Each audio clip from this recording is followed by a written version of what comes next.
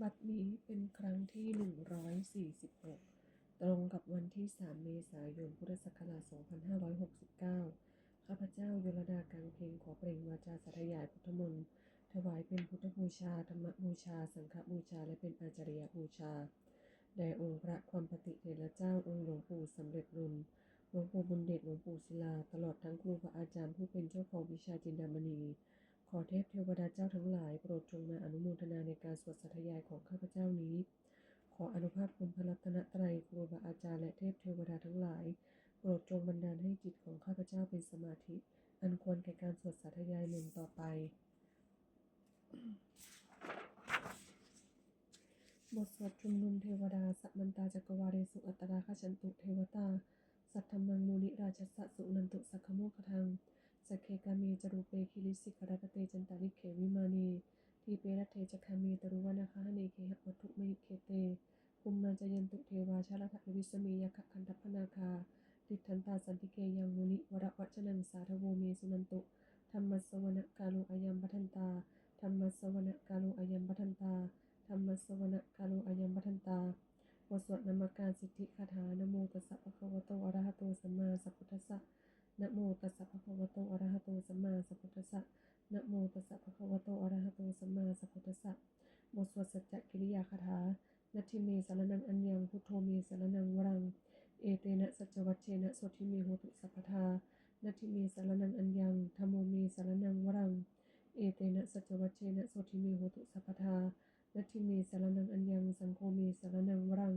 เอเตนะสัจจวัชเชนะโสทิเมโหตุสัพพทาบทสวดมหากรุณิโกนาโถติอาริกาคาถา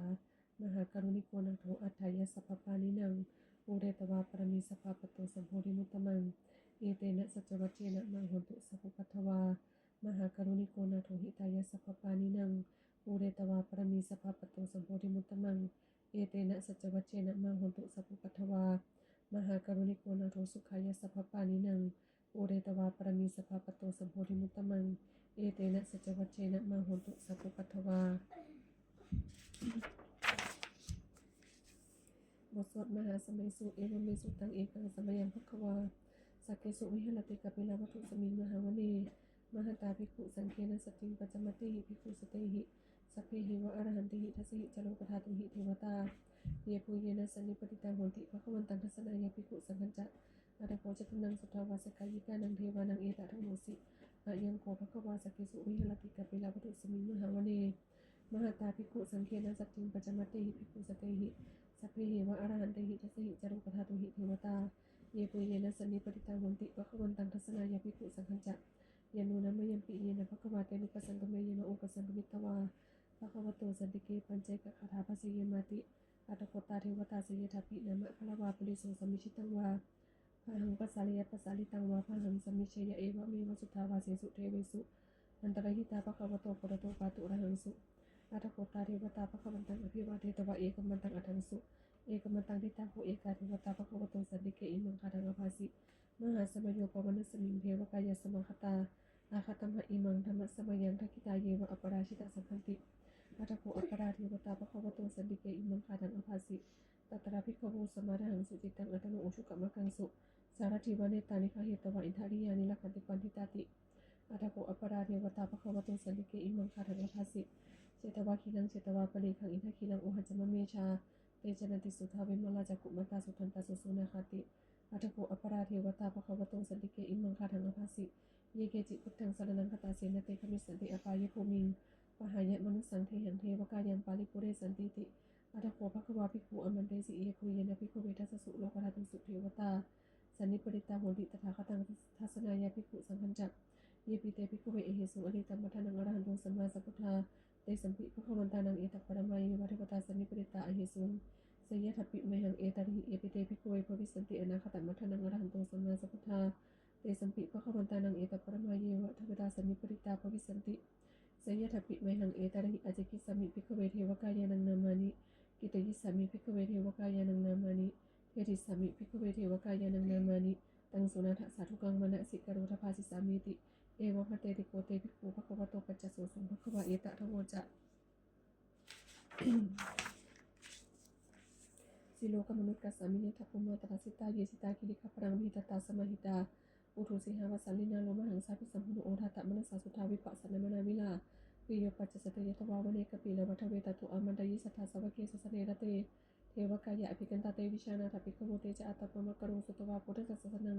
เตสัมปตุอหุยานังอมนุสานัทสนังอเปเกสตัมมัทภูสหสังอัฏสตริงสตังเอเกสหัสสานังอมนุสานัมัทสุอเปเกนันตมัทภูทิสัสสภาพุทธาอหุงตัญจสัพพังอภิญญายะวะวะคิตวานะจักขุมาตตุอามันดายิสัทธาสวะเกสสเนรเตเทวกายะอภิกันตาเตวิชานาถปิกโมเยวหันกิตยิสามิเคริหิอนุภูปโสสัตตสหัสสาวยะขาภูมากปิลวัฏวะอิติมันโตชุติมันโตวันนะมันโตเยสสิโนโวทัมมานะอภิกรรมุภิกขุนังสมิติงวนังชัสสหัสสาหิมวตายะขานันนโตวานิโนอิทิมันโตชุติมันโตวันนะมันโตเยสสิโนโวทัมมานะอภิกรรมุภิกขุนังสมิติงวนังสัตตคิราติสหัสสายะขานันนโตวานิโนอิทิมันโตชุติมันโตวันนะมันโตเยสสิโนโวทัมมานะอภิกรรมุภิกขุนังสมิติงวนังอิเจเตสุรสัสสหัสสายะขานันนโตวานิโนอิทิมันโตชุติมันโตวันนะมันโตเยสสิโนโวทัมมานะอภิกรรมุภิกขุนังสมิติงวนังเวสามิตาปัจจสตายะขานันโตวานิโนอิทิมันโตชุติมันโตวันนะมันโตเยสสิโนโวทัมมานะอภิกรรมุภิกขุนังสมิติงวนังภูมิโรราชาหิโกเบปุลสะนิเวสนังพิโยนังสตถาสังยขานังปยนุปาสติภูมิโรราชาหิโกโสปะขะสมิติงวนังโพริมัจจทิสังราชาทัตตรัตโตปัสสสติคันทัพพนังอธิปติมหาราชายสัสสิโสปุตตปิตสะภะโวยนะมามหพลาอิติมันโตชุติมันโตวันนะมันโตเยสสิโนโมทัมมานะอภิกรรมุภิกขุนังสมิติงวนังทักขินันจัทิสังราชาวิรุรังโหตปัสสสติภูมินานังอธิปติมหาราชายสัสสิโสปุตตปิตสะภะโวยนะมามหพลาอิทธิมันโตชุติมันโตวันนะมันโตเยสสิโนโมทัมมานะอภิกรรมุภิกขุนังสมิติงวนังปัจจิมันจะที่สังราชาวิรูปโภคสัสสตินาคานังอธิปติมหาราชายสัสสิโสอุตตปิตัสสะภะเวทนามาภพลาอิทธิมันโตชุติมันโตวันนะมันโตเยสสิโนโมทัมมานะอภิกรรมุภิกขุนังสมิติงวนังอุตตรัญจะที่สังราชาภูเวโรตปัสสสติยะขานังอธิปติมหาราชายสัสสิโสอุตตปิตัสสะภะเวทนามาภพลาอิทธิมันโตชุติมันโตวันนะมันโตเยสสิโนโมทัมมานะอภิกรรมุภิกขุนังสมิติงวนังภูริมัทิสังคตรัตโตทคิเนนะวิรุณหโกปจิเมนะวิรูปโภคุเวโรอุตรังทิสังจตารโตมหาลูกาสัมมันตาจตุโรทิสังฆทันละมานะอัถังสุวเนกปิละวัฏเวเตสังมายาวิปัสสะอาภูวันจนิกาสถามายาปุเตหุเวเตหุวิภูจักวิภูโตสหะจันทโนกามเสโทจักขินุคันโหนิคันหุจักปานาโทโอปมัญโยจักเทวสุโตจมาตลิจิตตเสโนจักขันทโพนโรราชาชโนสโพอาภูปัจจสิโกเจวติมพโรสุริยวัชสาเอเตเจเนจราชานุคันทภาสหะราชุพิโมทัมมานะอภิกรรมุภิกขุนังสมิติงวนังอาทาคูนาภาษานาคาเวสาลาสารัจกากัมภรสัตตะอาคูปายาคาสหยาภิยามุนาทัตตรัตถะอาคูนาคาเยสสิโนเอลาวันโนมหานาโคสุปะขะสมิติงวนังเยนาคราเชสหสาหรันติติปาริชาปกิวิสุทธจักขุเวหายสัตเตวนามัชปตาจิตลาสุปนาอิติเตสนามังอาภยันตทานาคราชานามาสิสุปนาโตเขมมะกาสิพุทโธสันหาหิวาจาหิอุปวายันตานาคาสุปนาสารนามกังสุพุทธังชิตาวชิลหะเถนะสมุทังอสุรทิตาภาตโรวสวัสเตอิติมันโตเยสสิโนกะละกัญชามหาพิสมาอสุราธนาเวคสาเวปะจิติสุจิติจักมหาราโทนามุจีสหสัตตัญจปริพุตานันสเพเวโรจนามกาสันนหิตวาพลิงเจนังละหุพัทธมุปาขมุงสมโยธานิพัตันเตภิกขุนังสมิติงวนัง อาโปจะเทวาปฐวีจัตเตโชวโยตถาคมุงวลุณาวเทวาสุโมจัตเยสสาสหะเมตตากรุณากายิกาอาภูเทวายสสิโนทัสเสเตทัสสะกายสเพนันตวานิโน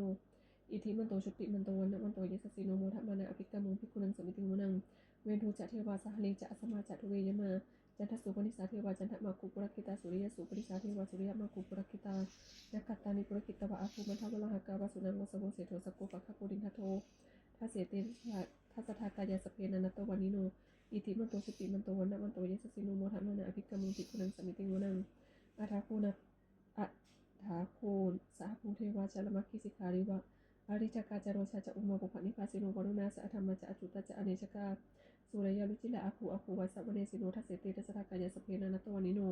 อิทิมันโตชุติมันโตวันนะมันโตเยสสิโนโมทัมมานะอภิกรรมุภิกขุนังสมิติงวนังสมณามหาสมณามานุสามานุสุตตมะกิตาปทุสิกาอาภูมโนปทุสิกาอาทาคูหริโยเทวายังจะมหิตวาสิโนปรคามหาปรคาอาภูเทวายสสิโนทัสเสเตทัสสะกายสเพนันตวานิโนอิทิมันโตชุติมันโตวันนะมันโตเยสสิโนโมทัมมานะอภิกรรมุภิกขุนังสมิติงวนังสุกากรุมหาอนุนาอาภูเวคัสสาสหโอทัตตะขยะปะโมคะอาภูเทวาวิจักขณาสถามัตตาหารักขจามิสกาจายสสิโนธนยังอาคาปชโนยุทิสาภิวาสติทัสเสเตทัสสะกายสเพนันตวานิโนอิทิมันโตชุติมันโตวันนะมันโตเยสสิโนโมทัมมานะอภิกรรมุภิกขุนังสมิติงวนังเขมิยาตุสิตายามากะทะกะจะเยสสิโนสัพพิตากาลามะเสถาโชตินามาจะอสวา นิมมานาติโนอาภูอาทาภูปนิมิตาทัสเสเตทัสสะกายสเพนันโตวานิโนอิทิมันโตชุติมันโตวันนะมันโตเยสสิโนโมทะมานาอภิกรรมุภิกขุนังสมิติวนัง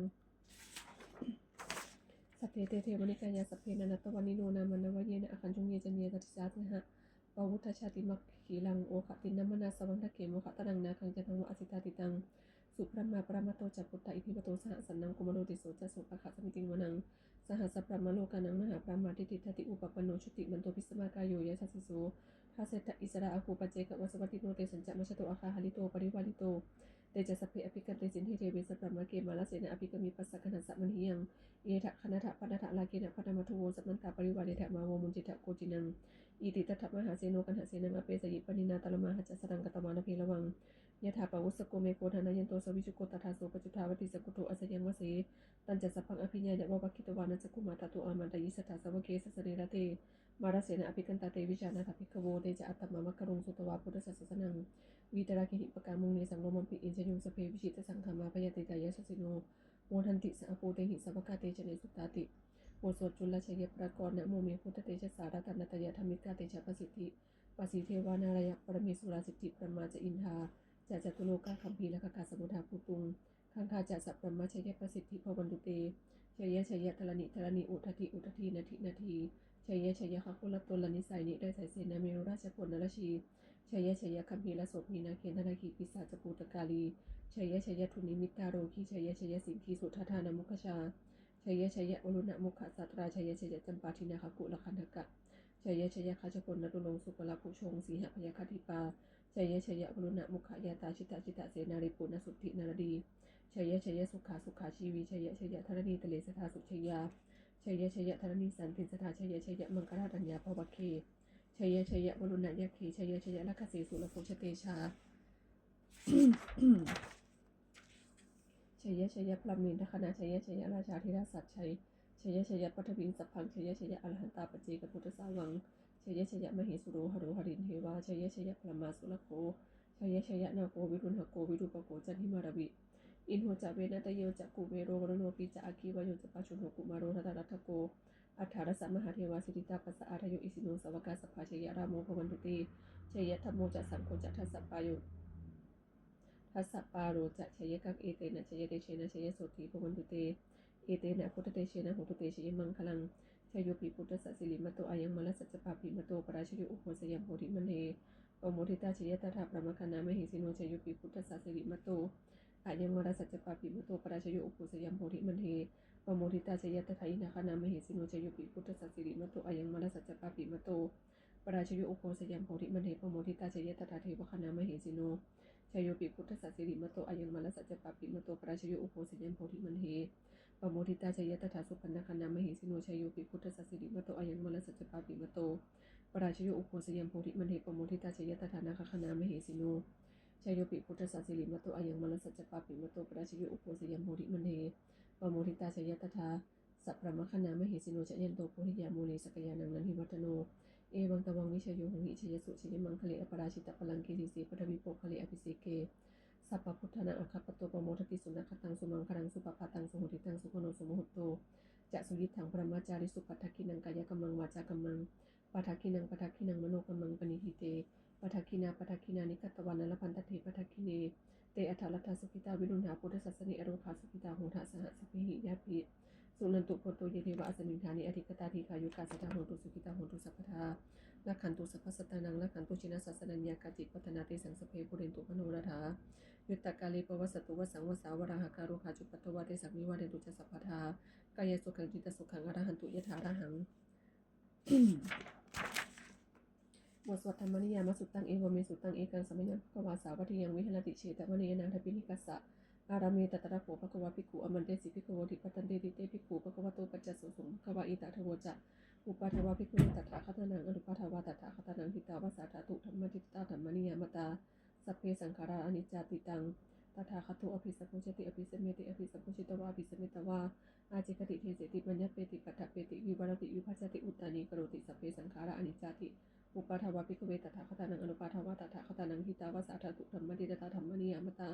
สัพเพสังขาราทุกขาติตังตถาคตอภิสัมพุชติอภิสัมมิติอภิสัมพุชิตวะอภิสัมมิตวะอาจิกติเทเสติปัญญาเปติปัฏฐเปติวิวรติวิภัชติอุตตานิกโรติสัพเพสังขาราทุกขติอุปทาวะภิกขุเวตถาคตนังอนุปทาวะตถาคตนังหิตาวะสาธาตุธรรมทิตตาธรรมนิยามตาสัพเพธรรมอนัตตาติตังตถาคตอภิสัมพุชติอภิสัมมิติอภิสัมพุชิตวะอภิสัมมิตวะอาจิกติเทเสติปัญญาเปติปัฏฐเปติวิวรติวิภัชติอุตตานิกโรติสัพเพธรรมอนัตตาติอิธรรมโมจะภควะอัตตมนาเตภิกขุภควะโตภาสิตังอภินันทนติบทสวดพระเถกรตคาถาอดีตังนานาวาคมิยานปฏิกังเขอนาคตังบุคคลไม่ควรคิดถึงสิ่งที่ล่วงไปแล้วด้วยอะไรและไม่พึงพะวงถึงสิ่งที่ยังไม่มาถึงยะถะติตัมปหินันตังอปัตตัญจะอนาคตังสิ่งในอดีตก็ลับไปแล้วสิ่งในอนาคตก็ยังไม่มาปัจจุบันนันจะโยธรรมังตัทวิปัสสติอาสังหิรังอสังกุปังตังวิธรรมนุภรูหเยผู้ใดเห็นธรรมะเกิดขึ้นเฉพาะหน้าในที่นั้นอย่างเป็นแจ้งไม่งอนเงียนคลอนแคลนเขาควรพวกคุณอาการเช่นนั้นไว้อาเชวะกิจมาตปังโกชัญญาบาลนังสเวความเพียรเป็นกิจที่ต้องทำวันนี้ใครจะรู้ความตายแม้พรุ่งนี้นาฮิโนสังคลันเตนะมหาเสนีนะมัจจุนาเพราะการผัดเปลี่ยนต่อมัจจุราชซึ่งมีเสนามากย่อมไม่มีสำหรับเราเอวังวิหาริมาตาปิงอโหรตมัตันทิตังตังเนปเทกระตุติสันตุอเจกเตมุนีติมุนีผู้สงบย่อมกล่าวเรียกผู้มีความเห็นอยู่เช่นนั้นไม่เกียจคร้านทั้งกลางวันและกลางคืนว่าผู้เป็นอยู่แม้เพียงราตรีเดียวก็น่าชมบทสวดธรรมะสังเวชข้าพเจ้าได้คณะสัพเพสังขาราอนิจจาสังขารคือร่างกายจิตใจและรูปธรรมนามธรรมทั้งหมดทั้งสิ้นมันไม่เที่ยงเกิดขึ้นแล้วดับไปมีแล้วหายไปสัพเพสังขาราทุกขาสังขารคือร่างกายจิตใจและรูปธรรมนามธรรมทั้งหมดทั้งสิ้นมันเป็นทุกข์ทนยากเพราะเกิดขึ้นแล้วแก่เจ็บตายไปสัพเพธรรมะอนัตตาสิ่งทั้งหลายทั้งปวงที่เป็นสังขารและไม่ใช่สังขารทั้งหมดทั้งสิ้นไม่ใช่ตัวไม่ใช่ตนไม่ควรถือว่าเราว่าของเราว่าตัวว่าตนของเราอาทุวังชีวิตตั้งชีวิตเป็นของไม่ยั่งยืนทุกวังมรณะความตายเป็นของยั่งยืนอาวสังมายามริตพันอันเราจะพึงตายเป็นแท้มรณะปริโยสนังเมชีวิตังชีวิตของเรามีความตายเป็นที่สุดรอบชีวิตตังมีอนิจจังชีวิตของเราเป็นของไม่เที่ยงมรณะเมนิตังความตายของเราเป็นของเที่ยงวัตตะคนที่จะสังเวชอายังกายโยอจิรังร่างกายนี้ไม่ได้ตั้งอยู่นานอเปตวิญญาโนครั้นปราศจากวิญญาณชุดโทอันเขาทิ้งเสียแล้วอธิเสสติจากนนทปรัตวิงซึ่งแผ่นดิน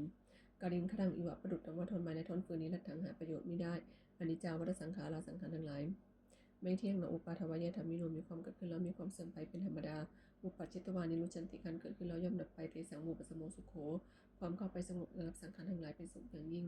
สัพเพสัตตามรณดิจสัตว์ทั้งหลายทั้งปวงกำลังตายอยู่มริงสุจาบริสลีที่ตายแล้วและกำลังจะตายแต่เทวหังบริสามิเราก็จะตายอย่างนั้นเหมือนกันและที่มีเอถะสังสโยความสงสัยในความตายนี้ย่อมไม่มีแก่เราเลยบทสวดเมตตายันกินจิกุศลังกำลังสัพเพหิปะเตหิกตังนุยังโนอนุโมทตุสุนันตุโพโตเยเทวะอสิวิญญาณิอธิกตาทีฆายุกาสตาหุนตุสุขิตาหุนตุทุกขาปมุญจันตุมาตาปิตาสุขิตาหุนตุทุกขาปมุญจันตุสัพเพยติกาสุขิตาหุนตุทุกขาปมุญจันตุสัพเพอะยติกาสุขิตาหุนตุทุกขาปมุญจันตุสัพเพปิสาสัพเพยะขาสัพเพเปตาสุขิตาหุนตุทุกขาปมุญจันตุสัพเพอจาริวิปัชชายสุขิตาหุนตุทุกขาปมุญจันตุสัพเพนักตาสุขิตาหุนตุทุกขาปมุญจันตุสัพเพเทวะสุขิตาหุนตุทุกขาปมุญจันตุสัพเพสัมมตินังสมิชันตุโวโบสถปูชาโลกุทวนะโมโพธิสัตตุอคันติมยะอิติภควานะโมโพธิสัตตุอคันติมยะอิติภควานะโมโพธิสัตตุอคันติมยะอิติภควาปฏิฐานคถายาเทวตาสันติวิหารวาสินีทุเปคะเลโพธิคะเลตหิง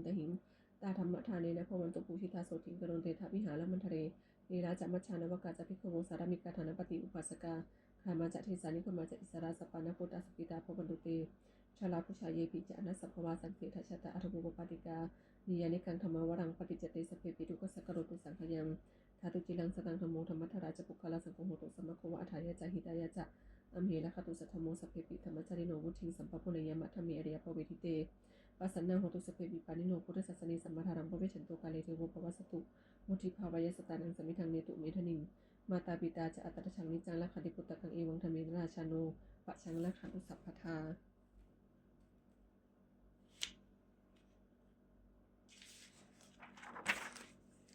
เทวตาอุโยชนะคาถาทุกขปัตตาจนิทุกขาพยาปัตตาจนิพยาโสกปัตตาจนิโสกังหุตุสัพเพปิปานิโนเอตาวตาจะอัมหิสัมปตังมุญญสัมปทังสัพเพเทวานุโมทันตุสัพพสัพปฏิสิทธิยาธารังทันตุสัทธายาสีลังละคตุสัพพทาภาวนาพิรตังโหตุขจันตุเทวตาคตาสุมังคลคาทังโหตุสัพพังสุมังครังละคันตุสัพพเทวตาสัพพพุทธานุภาเวนะโสติโหตุนิรันตรังโหตุสัพพังสุมังครังละคันตุสัพพเทวตาสัพพธรรมานุภาเวนะโสติโหตุนิรันตรังโหตุสัพพังสุมังครังละคันตุสัพพเทวตาสัพพสักขานุภาเวนะโสติโหตุนิรันตรังสัพเพพุทธาภลปตาปเจกันัญจยังพลังอรหันตานันจติเจนะระขังมัทมิสัพพโสสัพเพพุทธาภลปตาปเจกันัญจยังพลังอรหันตานันจติเจนะระขังมัทมิสัพพโสสัพเพพุทธาภลปตาปเจกันัญจยังพลังอรหันตานันจติเจนะระขังมัทมิสัพพโสสัพเพพุทธาภลปตาปเจกันัญจยังพลังอรหันตานันจติเจนะระขังมัทมิสัพพโส สัพเพพุทธาภลปตาปเจกนันจะยังพลังอรหันตานันจะเตเชนะระขังวัฏมิสัพพโสสัพเพพุทธาภลปตาปเจกนันจะยังพลังอรหันตานันจะเตเชนะระขังวัฏมิสัพพโสสัพเพพุทธาภลปตาปเจกนันจะยังพลังอรหันตานันจะเตเชนะระขังวัฏมิสัพพโสสัพเพพุทธาภลปตาปเจกนันจะยังพลังอรหันตานันจะเตเชนะระขังวัฏมิสัพพโสสัพเพพุทธาภลปตาปเจกนันจะยังพลังอรหันตานันจะเตเชนะระขังวัฏมิสัพพโสด้วยอำนาจแห่งบุญกุศลที่ข้าพเจ้าได้สวดสาธยายพระพุทธมนต์นี้ข้าพเจ้าขอน้อมเกล้าอุทิศถวายเป็นพระราชกุศลแด่สมเด็จพระนางเจ้าสิริกิติ์พระบรมราชินีนาถพระบรมราชชนนีพันปีหลวงผู้เสด็จสู่สวรรคาลัยขออานิสงส์แห่งบุญกุศลนี้จงเป็นสัพพสิริมงคลแก่ข้าพเจ้าโยลดากางเพ็งและครอบครัวให้แคล้วคลาดปลอดภัยจากทุกโศกโรคภัยอันตรายทั้งปวงให้มีแหล่งรายได้อันสุจริตมั่นคงเป็นสัมมาอาชีพอันชอบธรรมคำว่าไม่มีอดอยากยากจนขออย่าได้มีแก่ข้าพเจ้าขอให้ข้าพเจ้ามีสัมมาทิฏฐิตั้งมั่นในพระธรรมคำสอนแห่งองค์สมเด็จพระสัมมาสัมพุทธเจ้าดำรงอยู่ในความดีงามตลอดกาลนานอีกทั้งขอเทพเทวดาทั้งหลายผู้ได้อนุโมทนาสาธุการในบุญกุศลนี้โปรดประสิทธิ์ประสาทขอน้อมส่งอนุภาพแห่งมงคลไปสู่วัตถุมงคลพระปิตายอดเศรษฐีทั้งฝ่ายไทยและฝ่ายลาวรวมถึงวัตถุมงคลทั้งปวงที่สามสิ่งอมฤตได้จัดสร้างขึ้นให้เปี่ยมด้วยพุทธานุภาพเทวานุภาพและฤทธานุภาพอันศักดิ์สิทธิ์อำนวยผลให้เป็นสิริมงคลแก่ผู้ครอบครองและผู้บูชาทุกประการเถิด